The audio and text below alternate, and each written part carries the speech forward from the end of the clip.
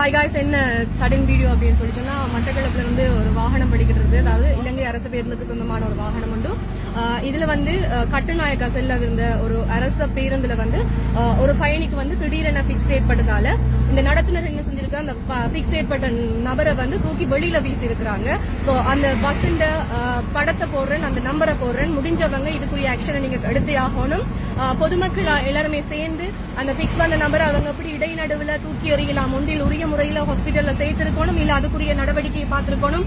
அதை விட அவங்களுக்கு அந்த டைமிங் அதுகள் எல்லாம் முக்கியம் இல்ல, உயிர் இல்லாட்டி மனிதாபிமானம் என்ற ஒரு விஷயம் தான் மிகப்பெரிய ஒரு விஷயமா இருக்குது.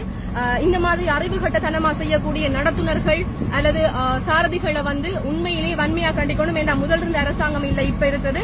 இப்ப எல்லாத்துக்குமே உடனடி ரியாக்ஷன் நடக்கும்.